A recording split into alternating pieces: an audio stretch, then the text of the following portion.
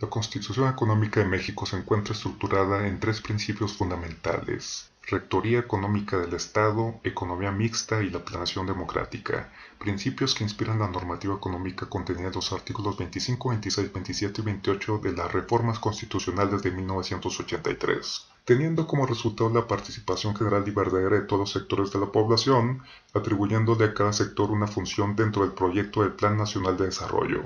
teniendo como directrices principales la colaboración, libre concurrencia, igualdad de oportunidades y sana competencia, equilibrio y distribución equitativa de la riqueza y, por tanto, orientado a la justicia social, pues es uno de los factores para vivir con dignidad e igualdad de oportunidades de crecimiento y desarrollo social, e igualdad de derechos es claramente el derecho económico que, a la par de los derechos sociales y culturales, consolidan la vertiente de los derechos fundamentales.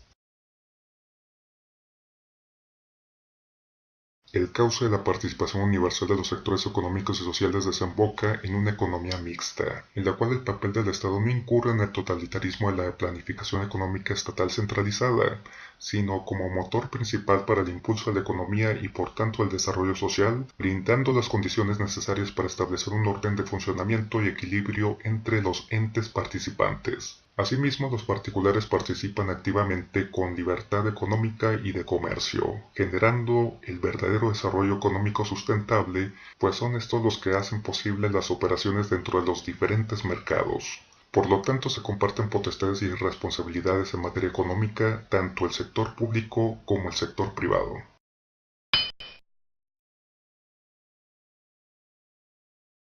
Corresponde al Congreso de la Unión, en materia económica, la facultad de desempeñar la función legislativa con el fin de expedir toda clase de leyes para la promoción, impulso y programación del desarrollo económico del país, por ejemplo, examinar, discutir o aprobar anualmente la Ley de Ingresos y el Presupuesto de Egresos de la Federación, pero principalmente en la regulación de las actividades que demanden el interés público enmarcada en las facultades legislativas previstas en la Constitución, en sus artículos 73, especialmente en sus fracciones décima, décima tercera, décima séptima, décima octava, vigésimo novena, vigésimo novena D, vigésimo novena E, vigésimo novena F y trigésima, siendo las más trascendentes para el desarrollo económico las fracciones vigésimo novena D, expedir leyes sobre la planeación nacional del desarrollo económico y social, vigésimo novena E, expedir leyes para la programación, promoción, concertación y ejecución de acciones de orden económico, y vigésimo novena F, expedir leyes sobre la promoción y regulación de la inversión mexicana y extranjera y la generación, difusión y aplicación de conocimientos tecnológicos y científicos a favor del desarrollo nacional. Estas fracciones fueron el motivo principal de la reforma del 3 de febrero de 1983. En suma, el paquete de facultades legislativas en materia económica está conformado por la facultad reglamentaria general aplicable en los artículos 25, 26, 27 y 28 constitucionales, dotando al Estado del poder suficiente para regular la actividad económica nacional, de tal manera que se asegure su papel rector de la economía en las actividades estratégicas para el desarrollo económico y social. Esto último como elemento fundamental de dicha facultad para establecer normas básicas destinadas a proporcionar el marco jurídico fundamental para la estructura y funcionamiento de la actividad económica. El artículo 25 constitucional atribuye al Estado la Rectoría del Desarrollo Nacional, facultándolo a planear, conducir, coordinar y orientar la actividad económica nacional. Hace esencialmente dos funciones: interviene como agente conductor y orientador del desarrollo, y por otro lado funciona como un agente económico más, dentro de los procesos productivos.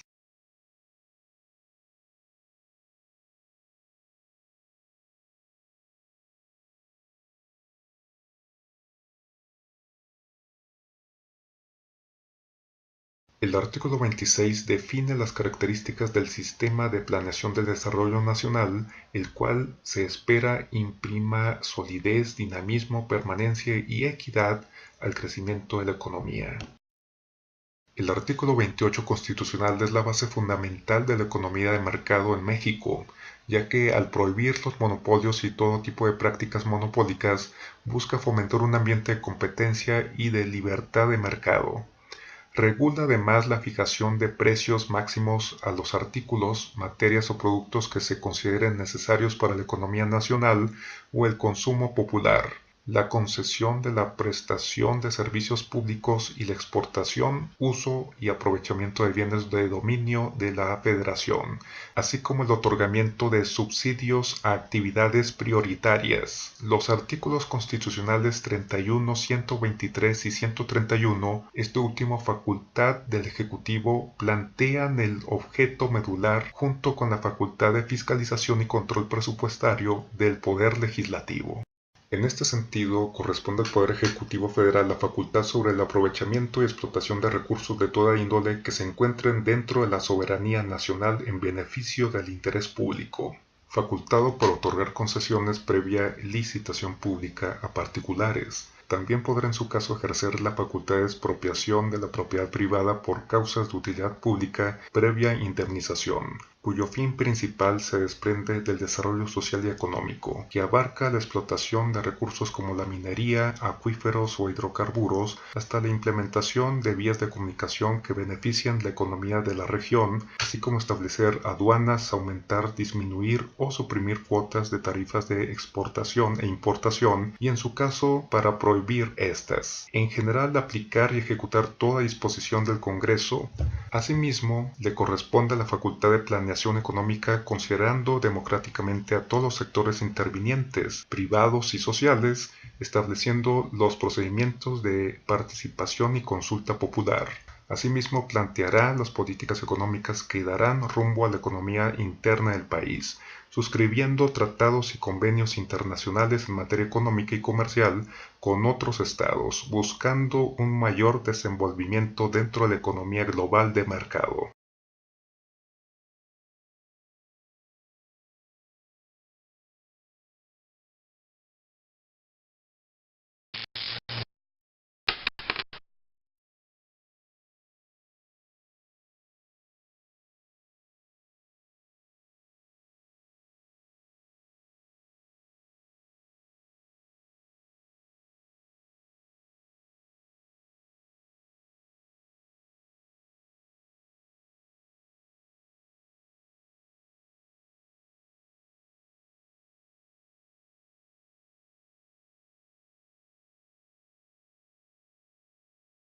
El uso de estos instrumentos en forma coherente e integral es tarea que cumple la política económica mexicana en el sistema económico vigente en 2017.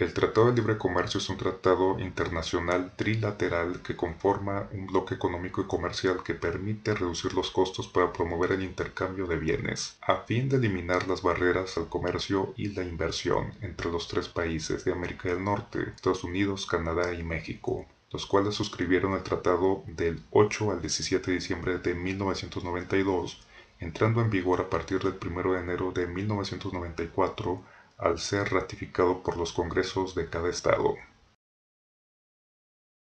A diferencia de la Unión Europea, el Tratado de Libre Comercio de América del Norte no crea un conjunto de organismos gubernamentales supranacionales, ni tampoco crea un cuerpo de leyes por encima de las leyes nacionales de cada país. El Tratado de Libre Comercio de América del Norte es un tratado en virtud del derecho internacional. Bajo las leyes de los Estados Unidos se clasifica como un acuerdo ejecutivo del Congreso de ese país,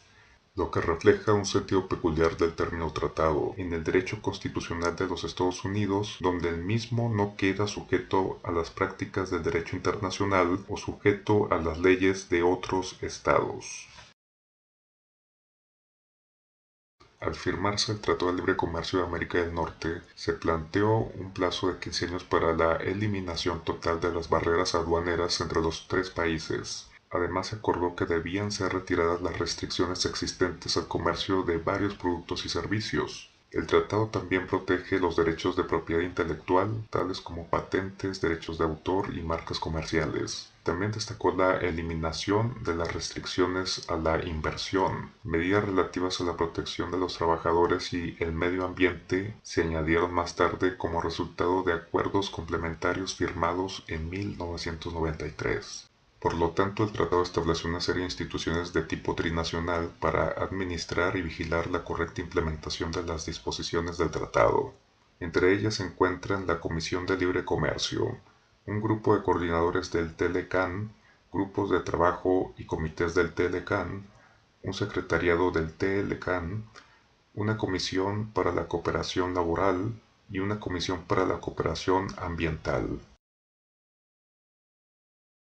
Estados Unidos es uno de los países más consumidores del mundo gracias a la flexibilidad crediticia de su banca, a sus relaciones comerciales y por supuesto al establecer al dólar como divisa predominante en el mercado internacional, por medio del cual se llevan a cabo la mayoría de las transacciones comerciales. Y aunque es uno de los países productores más industrializados del mundo, su estrategia económica y comercial se basa en hacer inversiones en países económicamente inferiores como México,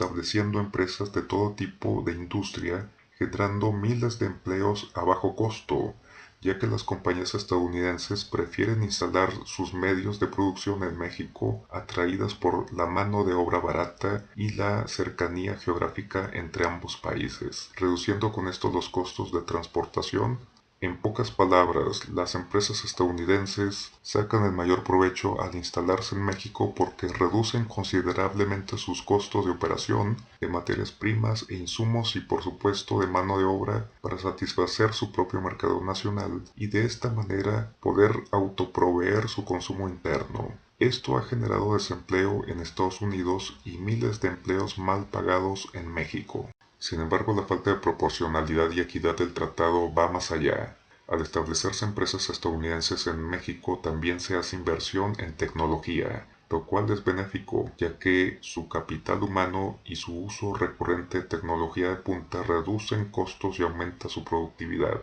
Sin embargo, aquellas empresas establecidas en México cuyos costos de producción de sus productos están acorde a la proporcionalidad del precio establecido en el mercado nacional y además su objeto no está enfocado para atender el mercado de Estados Unidos, generalmente quedan en desventaja, ya que financieramente no son tan grandes ni cuentan con la tecnología necesaria para ser competitivas frente a las empresas estadounidenses. Es decir, el mercado mexicano se presta para realizar prácticas de dumping en referencia a la práctica de vender los bienes exportados por una empresa extranjera por debajo del precio normal en el país que los importa o a precios inferiores al costo local, con el fin de eliminar a la competencia local y adueñarse del mercado.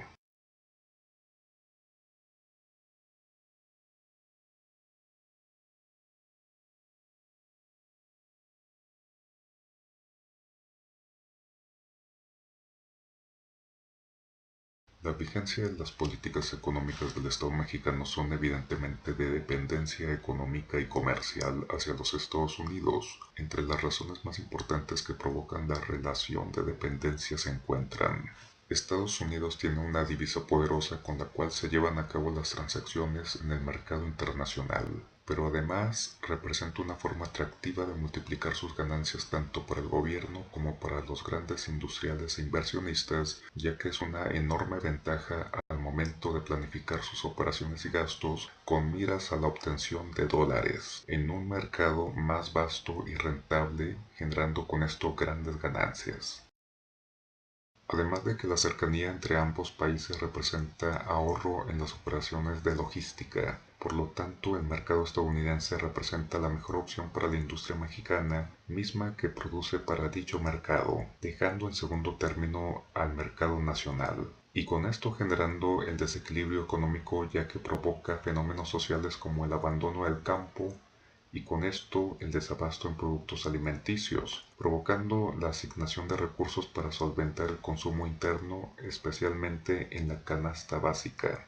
John Stuart Mill declaró que la base de la economía nacional es la agricultura, por lo tanto, aquel estado que no pueda autoproveerse de por lo menos el 60% del consumo nacional no tendrá una autodeterminación económica y quedará sujeto a las condiciones de otras economías superiores, bajo bloques económicos como el Tratado de Libre Comercio de América del Norte.